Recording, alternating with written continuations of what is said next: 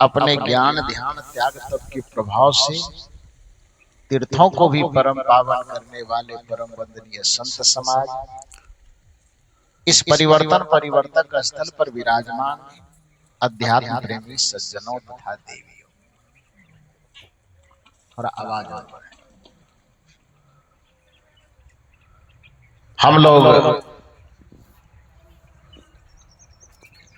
कल से ही सदगुरु कबीर की विवेक धारा से अनुप्राणित ज्ञान गंगा में अपने जीवन को पवित्र बना रहे हैं।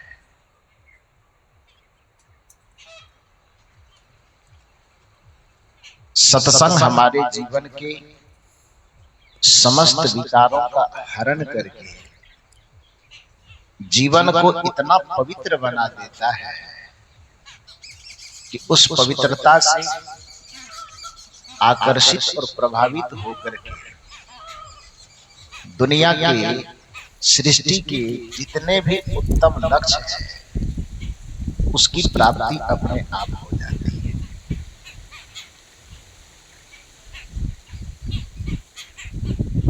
इस संसार में मनुष्य पूजा करता है, पाठ करता है, ध्यान करता है, भजन करता है, सत्संग करता है। यदि एक शब्द में पूछा जाए कि सब चीज करने का प्रमुख उद्देश्य क्या है, तो सारी बातों को समेट करके हम कह सकते हैं कि चाहे हम पूजा कर रहे हैं, चाहे हम पाठ कर रहे हैं, चाहे हम कथा कर रहे हैं, चाहे हम कीर्तन कर रहे हैं, चाहे हम यज्ञ कर रहे हैं, चाहे हम हवन कर रहे हैं, चाहे हम सत्संग कर रहे हैं, कुछ भी करने का लक्ष्य हमारा सिर्फ इतना ही है कि हमारा जीवन पवित्र हो जाए। क्योंकि जहां पर जीवन की पवित्रता होगी वहीं पर परमात्मा का उद्घाटन होगा। जहां पर जीवन की पवित्रता होगी वहीं पर सुख का उद्घाटन होगा। जहां पर जीवन की पवित्रता होगी वहीं पर परम शांति का उद्घाटन होगा। पवित्रता के गर्भ में ही परमात्मा अवतरित होते हैं। इसलिए श्री राम से जब पूछा गया कि आप परमात्मा सूचक माने जाते हैं, आप किसके जीवन में, किसके घर में जाना पसंद करेंगे? क्या जो आपके नाम का माला जपता हो उसके यहाँ जाएंगे, अथवा जो आपके नाम का चादर ओढ़ करके जीवन गुजारता है उसके यहाँ जाएंगे, अथवा जो आपका मंदिर बना रहा है अथवा मंदिर बनाने में योगदान कर रहा है उसके यहाँ जाएंगे, या आपके नाम का व्रत रख करके जीवन भर कुछ न कुछ कर रहा है उसके यहाँ जाएंगे, अथवा जो आपके मंदिर की परिक्रमा करता है उसके यहाँ जाएंगे। श्री राम जी ने कहा नहीं, जितना चीज आप गिना रहे हैं उससे मेरा कोई नाता नहीं, मैं उसको नहीं पहचानता।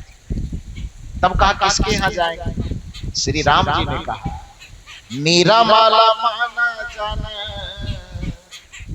सो मोहि पावा, मोहि कपट छल छिद्र न भाव। श्री राम जी कहते हैं कि जो भी परमात्मा सूचक नाम आप जानते हैं, चाहे राम का जाने, कृष्ण का जाने, शिव का जाने, बुद्ध का जाने, कबीर का जाने, किसी का भी नाम आप जानते हैं, अथवा सम्यक अर्थ में कहें तो परमात्मा किसके घट में अवतरित होगा, यह सीधे श्री राम जी से पूछा जा रहा है। श्री राम जी कहते हैं कि चाहे मंदिर में घंटी बजाओ, कि दिया दिखाओ, कि पूजा करो, कि पाठ करो, कि व्रत करो, तीर्थ करो, हम किसी चीज से रिझने वाले नहीं, एक चीज से रिझे। किस चीज से? यदि यह बात कबीर साहब कहे तो सीधे आरोप लगाएं कबीर पंथी है इसीलिए कुछ नहीं मानता है, तो डायरेक्ट श्री राम जी से ही बात कीजिए, बीच में किसी को लाने की जरूरत।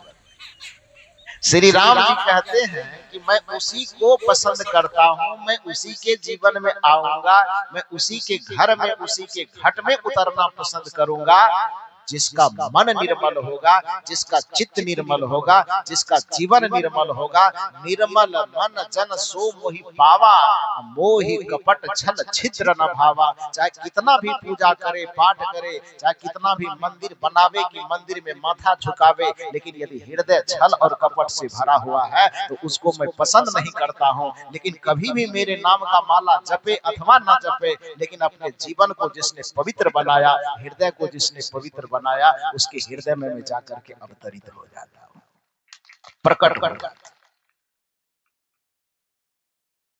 यही बात सदगुरु कबीर साहब आपको सिखाना चाहते हैं। सत्संग करते हैं, बस इतना सा मंत्र जान लीजिए कि सत्संग करने का आखिरी उद्देश्य है चित्त को पवित्र कर लेना, हृदय को पवित्र कर लेना।